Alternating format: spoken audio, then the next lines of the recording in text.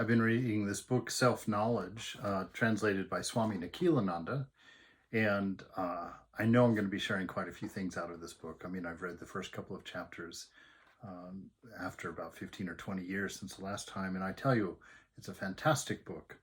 And I want to read this little section to you called The Proof of Truth, which really isn't, but it talks about why it really can't be proven, the realization, because it's an internal subjective experience.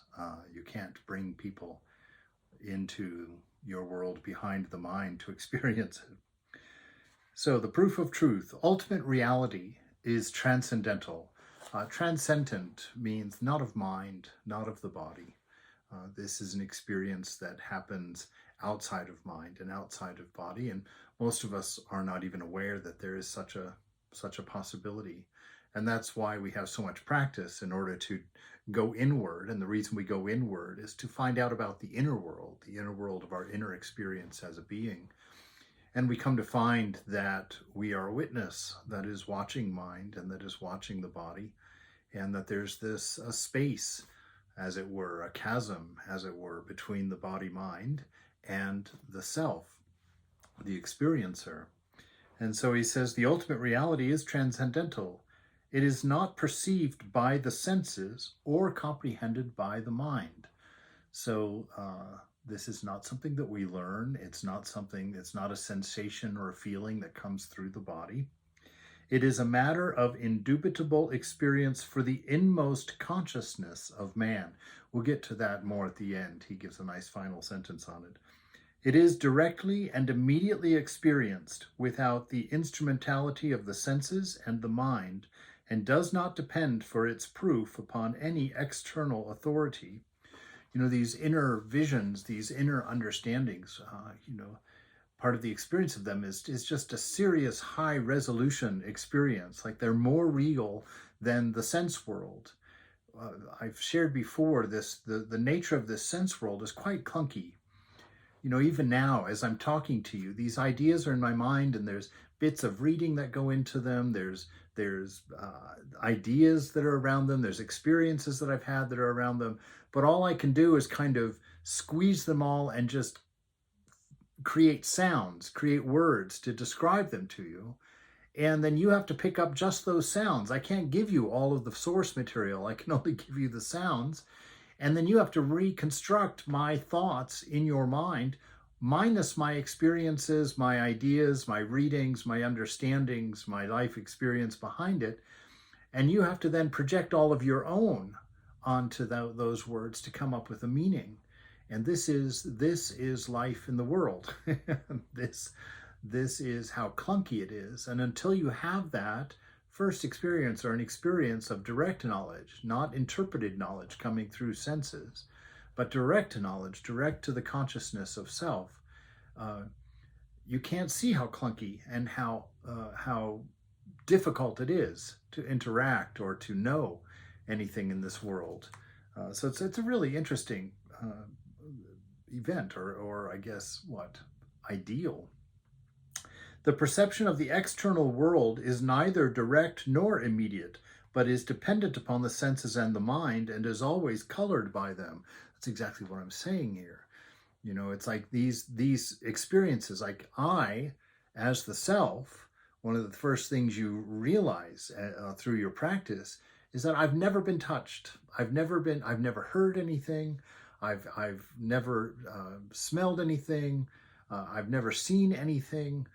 What I get in my mind, what I get as the observer of mind, is the mind's symbol for the information that came through the nerve endings into the brain, and the symbol that was produced from those nerve endings for whatever they were perceiving, or whatever the body was perceiving.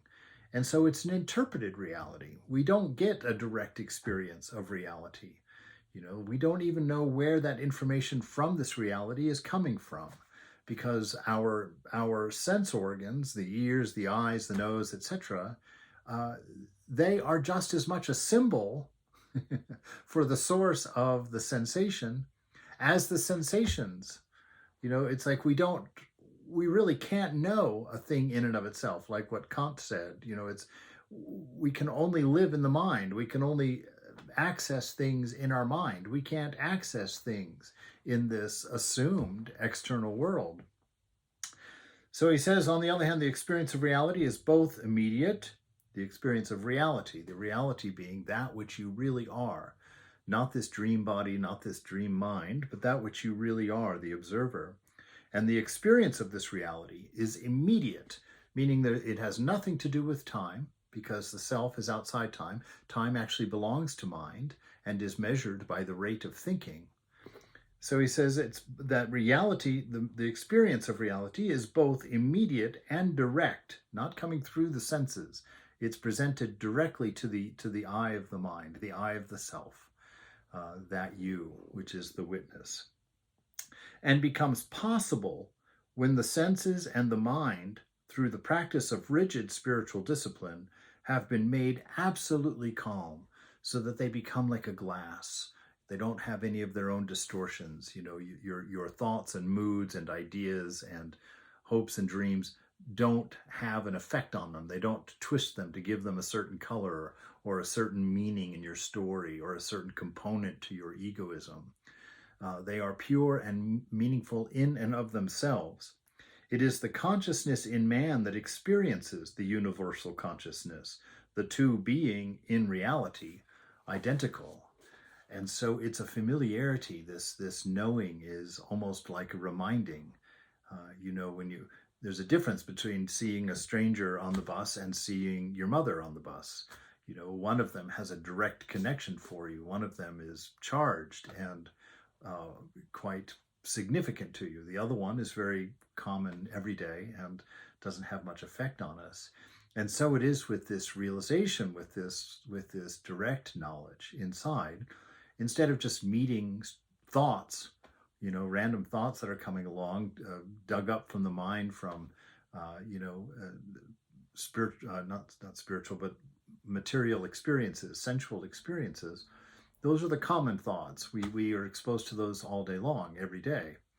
But this direct knowledge, this direct experience of being, kind of comes in through the back door, as it were, and it's a direct experience, doesn't involve the senses and the instruments of perception, but comes directly to the witness in the mind. And so it's got a charge to it. There's a familiarity to it, an aha to it that touches you at the deepest place, and you will never again be able to see this illusion as you see it before that experience.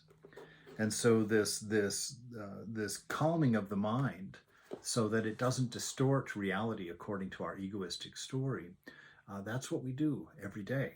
That's the reason for this meditation, for this worship of the divine, for all of the injunctions in the scriptures and the philosophical writings and all the clues that they give, because all of them belong to mind. All of the tools that we use are tools of mind. So they can only be pointers to this truth, to our true existence. And so that's where we're going.